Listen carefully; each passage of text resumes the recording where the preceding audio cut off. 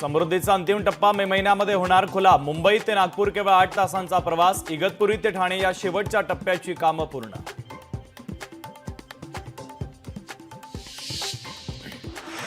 घरगुती घातक कचऱ्याची प्लाझ्मा मशीनद्वारे आता विल्हेवाट। औषधाच्या बाटल्या, सॅनिटरी पॅड संकलनासाठी जनजागृती। 5000 सोसायट्यांमध्ये कचरा संकलनासाठी लवकरच जनजागृती।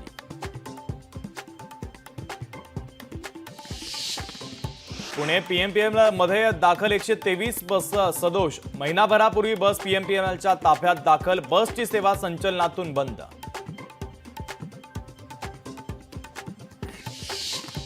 नाशिकमध्ये फर्निचरच्या शोरूमला भीषण आग। बारका परिसरातील घटना। दुकानातील लाखो रुपयांचं साहित्य जळून खाक।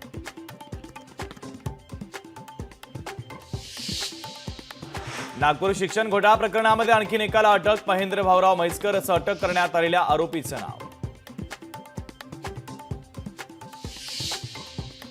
अमरावतीच्या तिवसा येथील युवकाचा अपघात प्रकरण। पोलीस वाहनामुळेच मृत्यू। अपघाताचा सीसीटीव्ही समोर।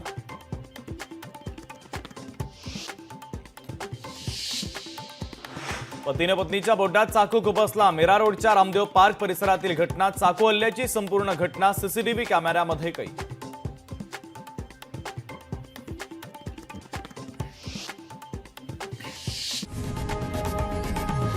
लोकशाही मराठी ऐका, पहा, जागरूक रहा।